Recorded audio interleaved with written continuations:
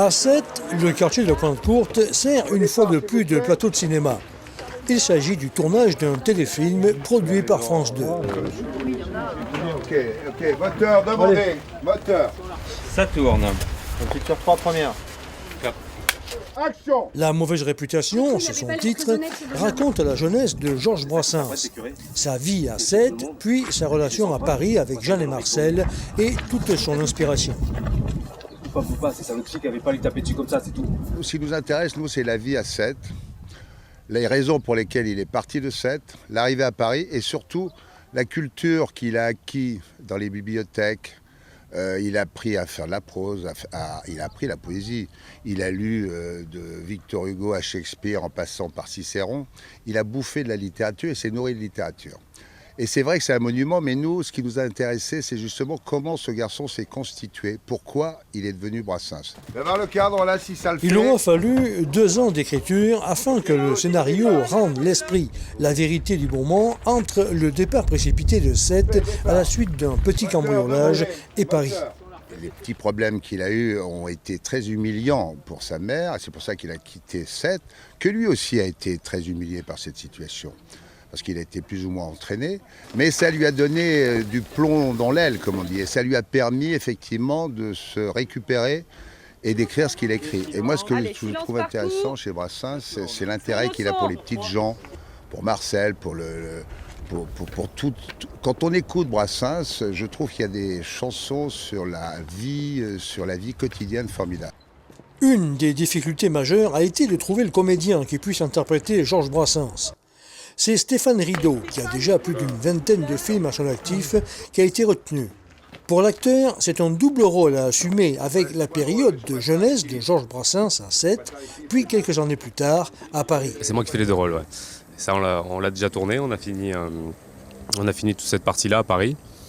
Et écoutez, je pense que ça s'est plutôt pas trop mal passé. Voilà. Les maquilleuses ont bien bossé aussi. Les coiffeuses, donc au niveau de l'apparence, je crois que ça le fait pas trop mal.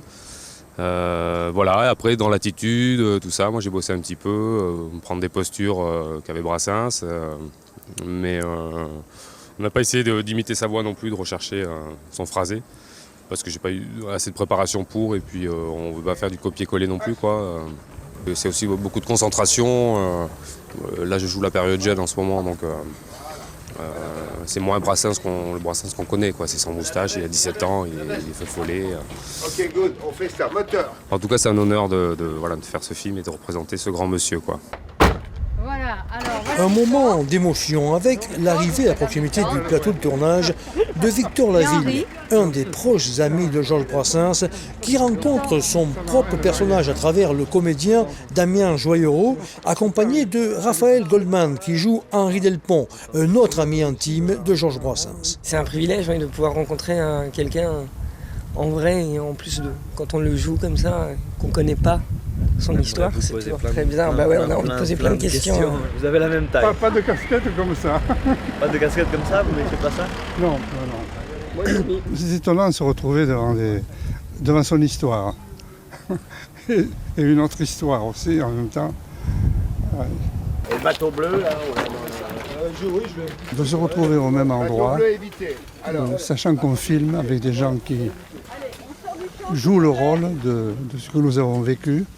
C'est un côté quand même irréel. Je me demande si c'est de l'art ou des cochons. Je ne sais plus si je suis hier, aujourd'hui, peut-être demain, je ne sais pas. Mais c'est très très étonnant, pour moi en tout cas. Ok, c'est cadré.